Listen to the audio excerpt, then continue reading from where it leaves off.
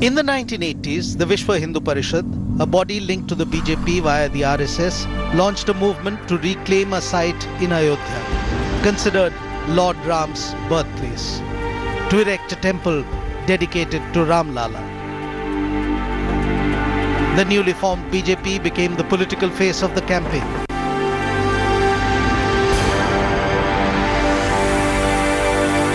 Advani rode his Rath over the political landscape that was India, unleashing passions and divides that would challenge the apparently secular narrative that the Republic had chosen for itself.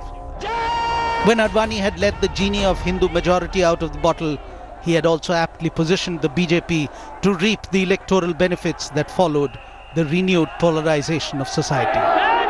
If there is one march in the annals of independent India that marks the end of an epoch and the beginning of another, it is the Rath Yatra led by Lal Krishna Advani in 1990. Advani, also called the Iron Man of the BJP, changed the face of the party and introduced the concept of hardline Hindutva as the core political ideology of the BJP. And the Rath Yatra that he began on 25th of September 1990 cemented his reputation as a Hindu hardliner. Till 89, should I say, it never sounded as big. But yes, it had built up. There was a feeling that, politically BJP stands to gain out of this. But then suddenly Mulayam Singh was there on the horizon. His government was formed. And, suddenly this entire issue started getting much more momentum than it ever got. Yes, Hindu fundamentalism was at the fore.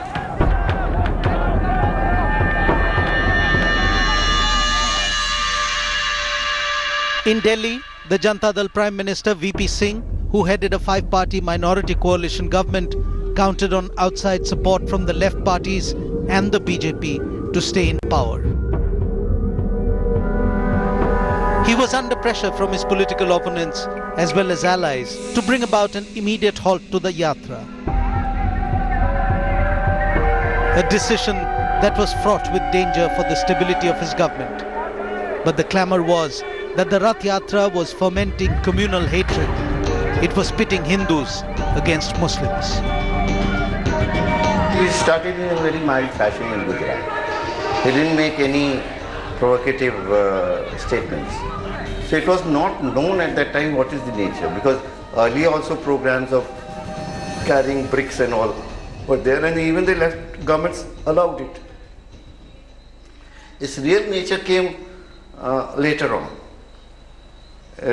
unfolded when he came to his own governments.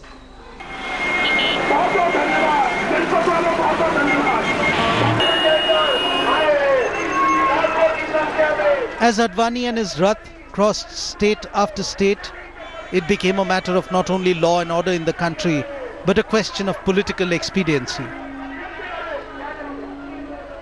Who would have the gall to stop the Hindu juggernaut? In Bihar, the Janata Dal Chief Minister Lalu Prasad Yadav warned Advani that he would not be allowed to cross into Uttar Pradesh. Not heeding the repeated threats, Advani's Rath continued on towards Ayodhya. Till finally, Lalu Prasad Yadav proved he had it in him to bell the cat. On 23rd of October 1990, Advani was arrested at Samastipur just before his Rath was to cross into UP. The BJP immediately withdrew support from the National Front government at the centre. And on 7th of November 1990, VP Singh paid the price of having stopped Advani's Rath from reaching Ayodhya. It cost him his prime ministership.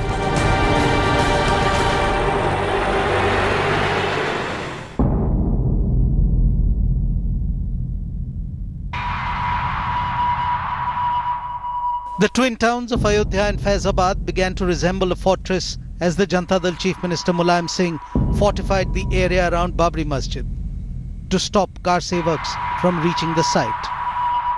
But it was not enough, as VHP and Bajrang Dal activists continued to pour into the town, evading Mulayam's police barricades.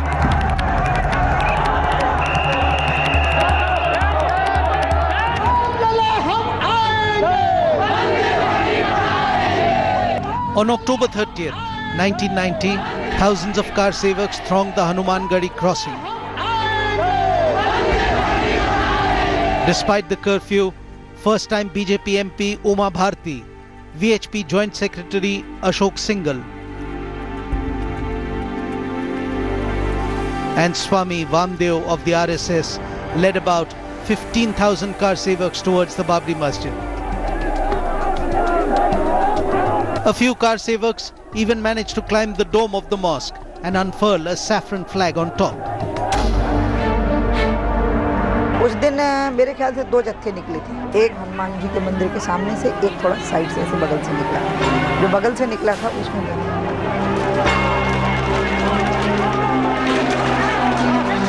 बिल्कुल लड़ाई ऐसे हो रही थी जैसे युद्ध हो रहे होते हैं, एक तरफ जनता और एक तरफ मुलायम सिंह का शासन। With instructions from the Mulayam Singh government to not allow any damage to the mosque, the police resorted to firing at the crowd.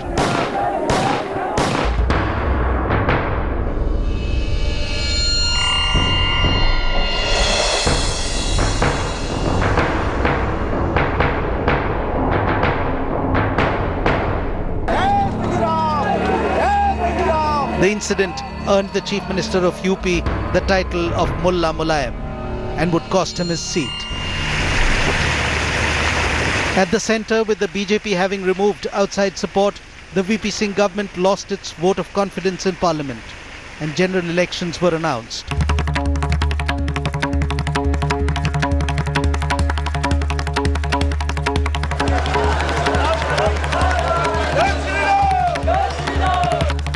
The BJP, wanting to cash in on the belligerent Hindu sentiments that the Rath Yatra had unleashed, mounted a shrill campaign centered around the Ram Mandir issue.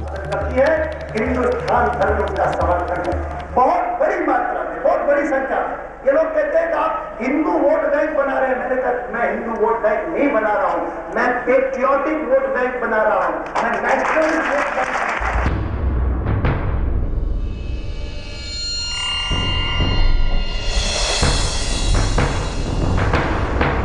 When the Congress party went to the length of amending even the criminal law to undo the Supreme Court judgment on Shah Banu, went to the length of promoting Ram Raj, starting its election campaign from Ayodhya, that we felt that this is pure crass vote bank politics which has to be confronted by an strong ideological approach, and we did it, and we succeeded. In the Uttar Pradesh Legislative Assembly elections in 1991, the BJP won big, adding 164 seats to bring up their total to 221, a figure that meant absolute majority in the assembly of 425.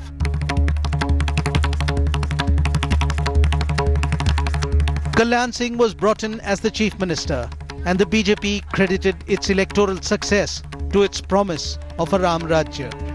The party considered it an endorsement for rebuilding the Ram temple of Ayodhya. The VHP, along with the BJP, that was fast realizing the potentially larger political dividends this emotive issue could generate, began collecting consecrated bricks from across the country for the proposed Ram temple.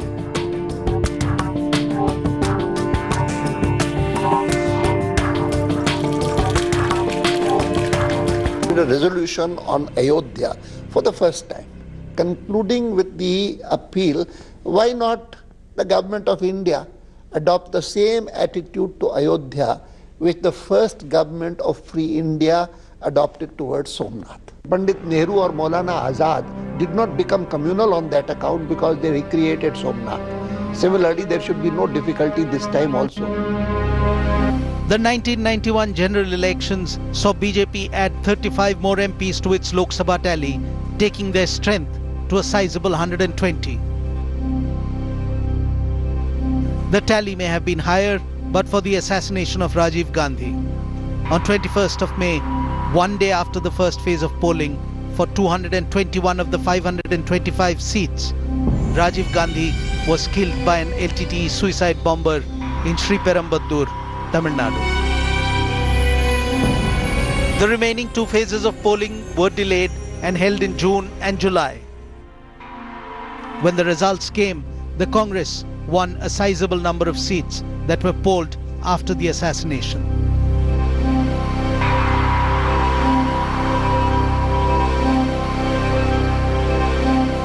The Congress with 244 seats became the single largest party, and Narasimha Rao took over as the 9th Prime Minister of India.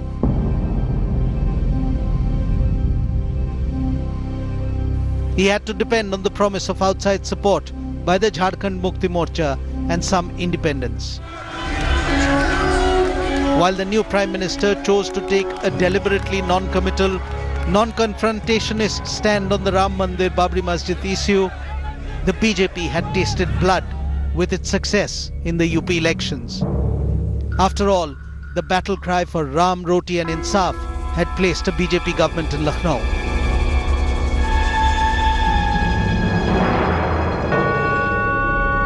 मुख्यमंत्री के रूप में उस आंदोलन के साथ में नहीं जुड़ा।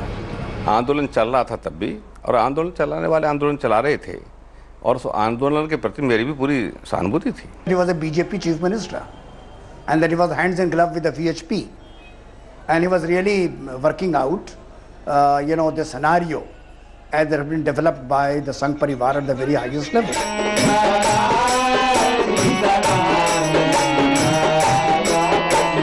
In Ayodhya, the new BJP Chief Minister, Kalyan Singh, handed over a 2.77-acre patch of land in front of the Babri Masjid to the Ram Janmabhoomi Nyas on lease.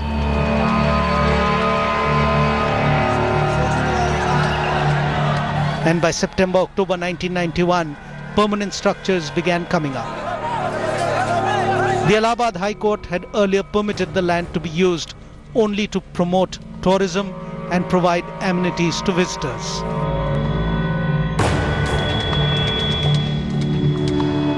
In June 1992, the Ram Janmabhoomi Nyas applied for permission from the Kalyan Singh government to conduct Car Seva on 9th of July.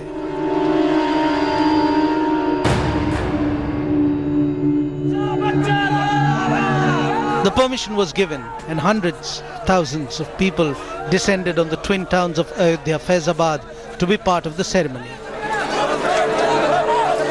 And this time, the state security forces were under strict instructions to not use force.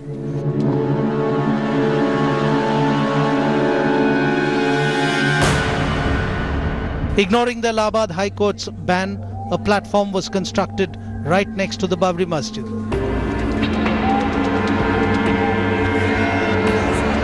In October 1992, VHP announced its decision to organize a grand Car Seva on the 6th of December the same year.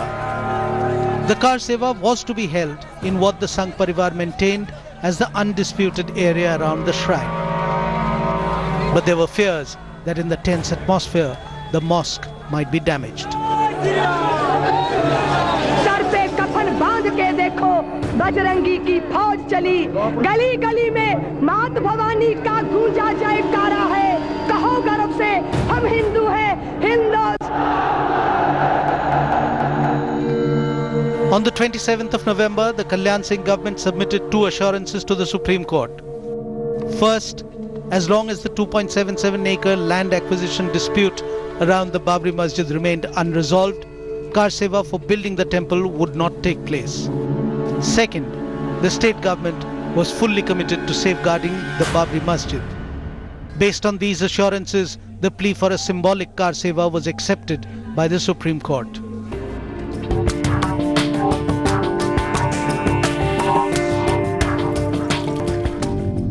In Delhi, pressure mounted on Prime Minister Narasimha Rao to dismiss the Kalyan Singh government and bring Uttar Pradesh under President's rule. Rao refused, citing constitutional technicalities. By the 5th of December 1992, an estimated 250,000 people had gathered around the disputed structure.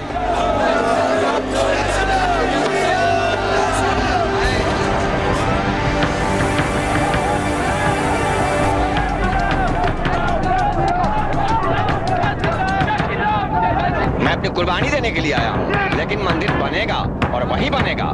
जय श्री राम। मंदिर का निर्माण नहीं होता है तब तक सब चलता रहेगा। जितने प्रकार का निर्माण होता है सब होगा। I came to the clear conclusion that the plan is to demolish the mosque. I didn't want to tell this to the Prime Minister because for reasons by then I was convinced that he's not going to act. But I told the Home Secretary then, and I told him that you start preparing for whatever posture you want to take after the mosque is demolished. The mood was very jubilant. As far as the car sevaks was concerned, they were all shouting slogans, Mandir wahi banayenge, Jai Shri Ram, and there are so many other slogans. But there was something in the air which told you that, you know, something more is going to happen. Maybe we were expecting something like car seva at the disputed site. They may force them in that particular, beyond the security cordon and do the car seva at the disputed site. Maybe the sanctum, create some kind of a trouble inside the disputed structure, break some walls and, you know, things like that. But nobody expected that the entire structure would come down. Overnight, barricades around the disputed structure had been erected and security forces deployed. आज की तैयारी कैसी है? पूरी तैयारी है, पूरी व्यवस्था बनी हुई है, लोगों में उत्साह है और कुछ होने की आशंका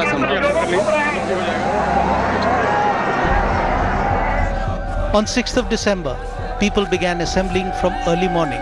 Sadhus, car sevaks, journalists and BJP top leadership, everyone was there.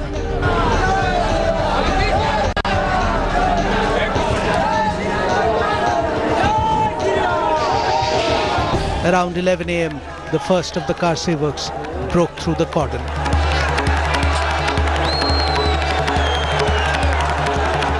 We were talking to the SSP, Mr. D.V. Rai, and he was very confident that nothing was going to happen. He was laughing away and, you know, he's telling us that why are you wasting time here, there's nothing going to happen, and we have had such big crowds so many times, nothing happens, and there are Supreme Court directives, the government doesn't want anything to happen. So just go home, have your breakfast and relax. We'll tell you in the evening what happened. Around that time only, you know, the commotion started. In minutes, we could see a few heads trying to climb the disputed structure from the hind side. And nobody expected that the attack would come from there. So we, all of us, most of the journalists who were gathered there, for a top view, we went to the Manas Bhavan, which is situated right in front of that structure. And on top, I think we clicked a couple of pictures of people climbing up from the hind side and these car sevaks increasing their chants of Jai Shri Ram and Mandir wahi banayenge and things like that. And then they started testing the barricades all over. The barricades started breaking, and finally journalists also were being chased at the Manas Bhavan rooftop.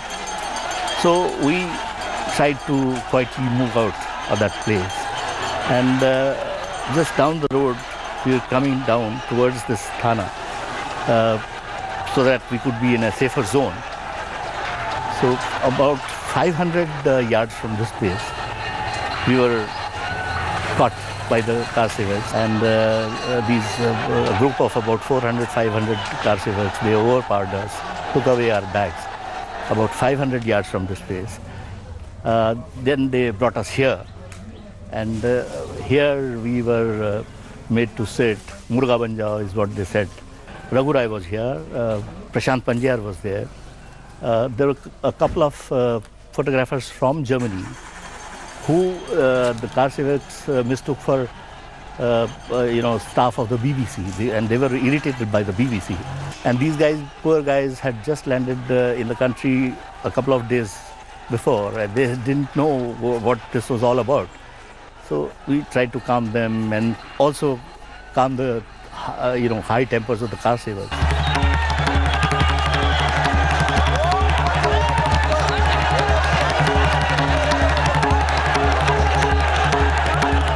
By 11:43 a.m., some car sevaks climbed on top of the dome of the masjid.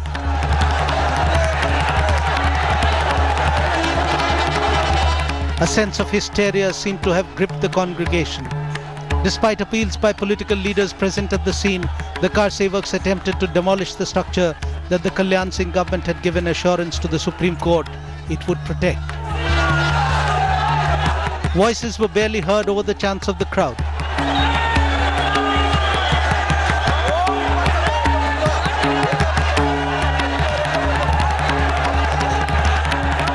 By 12:05 p.m., all three domes were submerged under the car sevaks.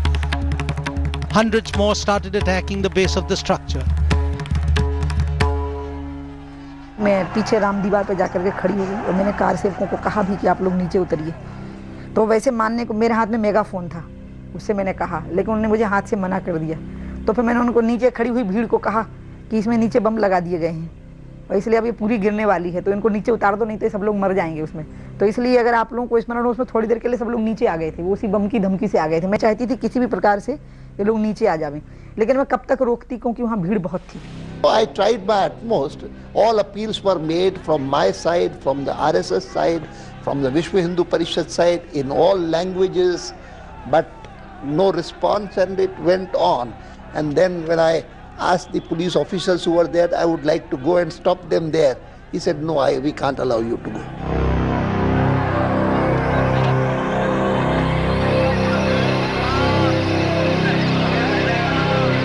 Could see right in front of us three tombs of the disputed structure, and I think the first one came down at around 1:20, and after that by 4-ish it was all over. In Delhi, everyone was stunned into paralysis. The Rao government sent in forces, but they were stopped. We were totally helpless. We had sent the paramilitary forces up to 4 kilometers, and thereafter they had to come back because Kalyan Singh, who was then the chief minister, he said, no, I won't allow your forces to go ahead. By 4:49 p.m., the rubble was all that was left of the Babri Masjid. उस ढांचे की सुरक्षा के मुकम्मल इंतजाम थे। इसके बावजूद घटना घटित हो गई, तो कभी कभी ऐसा होता है इतिहास में कि सब इंतजाम धरे रह जाते हैं, घटना घटित हो जाती है। Kalyan Singh tendered his resignation by the evening. The Rao government cried betrayal and came under severe criticism. With the help of the government machinery, with the help of the officially owned equipment of the PWD, they leveled the place, created a platform, brought back the idol, put it back on the platform, made a makeshift canopy, and created a new temple. When was it done? Was Mr. Kalyan Singh the chief minister at that time? It was Mr. Narasimha Rao who was the master of the situation, because at 7 p.m. or 6:30 p.m. that evening on the 6th, already Uttar Pradesh had been brought under president's rule. So who is responsible? Key BJP and VHP leaders were arrested, and the government pledged to rebuild the mosque alongside a new temple at the site. The structure was demolished, but the disputes remained. This one incident changed the communal history of India, divided it emotionally, engulfed the country in a series of riots, redefined the word secular for India.